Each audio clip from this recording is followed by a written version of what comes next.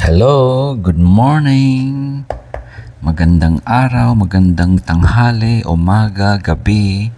Eto na naman po tayo. Welcome po sa aking channel. Dito po sa Scorpworks Tarot.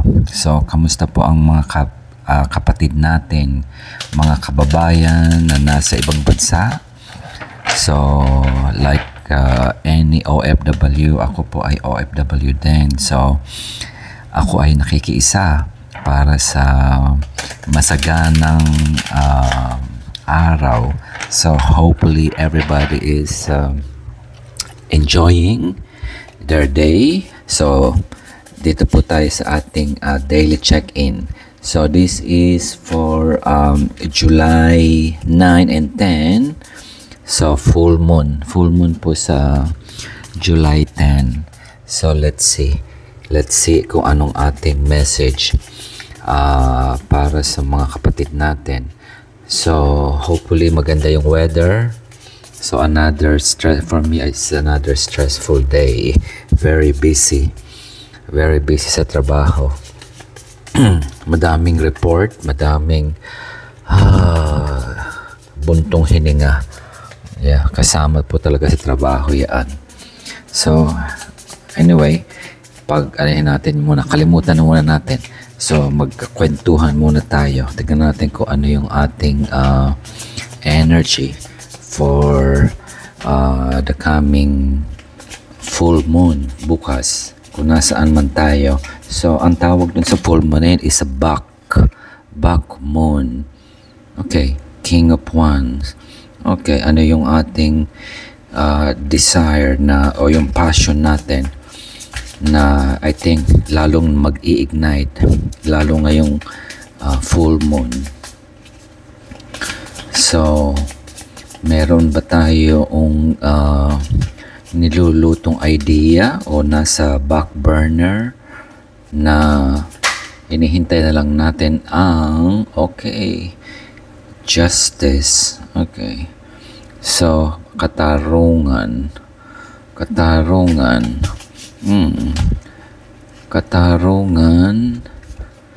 at patungo sa katahimikan.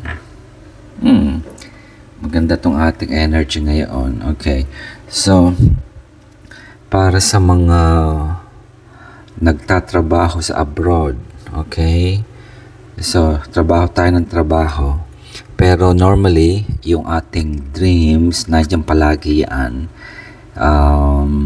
We take it for granted somehow. So, kung meron pa tayong proyekto o sa mga nagnenegosyo, so, ito na yung ating time na para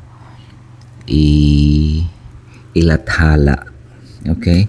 I think tinatago natin ito ng matagal na o pinipigil natin. So, wag na raw pikilan. Ibuyang-yang na yung magandang idea na yan. So, we have the courage at meron tayong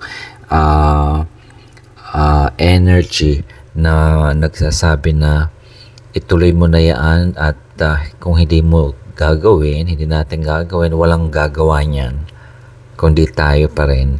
So, we give ourselves that fair justice. Hindi mo nangangahulugan na ito na kaso o legal issue. Maaaring pwedeng legal issue. Meron ba tayong idea na hiniram ng iba at inari ng iba? Na kailangan natin ipaglaban, na we have to take charge na sa atin yan. Alam mo naman, marami sa opisina mangungopya, parang mga high school student yan. Kung idea mo, sa'yo pa rin yan. Ayaw ano matawag dito, nangungopya tapos aariin. Pinahiram mo na ng notebook aariin pa yung assignment. Mga ganong idea. Pero darating pa rin sa'yo yung tamang hustisya. What is fair and what is just. So, you're gonna claim it, you're gonna have it, and you're gonna enjoy that reward. Okay, it may not be a monetary reward. I think this is more about okay, nakuha ko na ito, para sa akin ito. It's more of like the sense of pride of winning, na you work hard for it. So meron kang energy na may tutulong sa iyo, na naniniwala sa at susuportahan ka kung ano man yung ipinaglaban natin na para sa atin.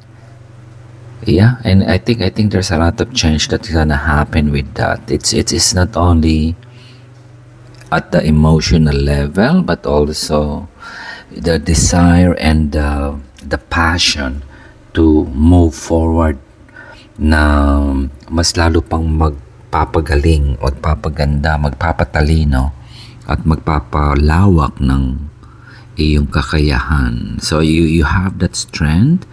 So we just need to keep on fighting for what is rightfully ours.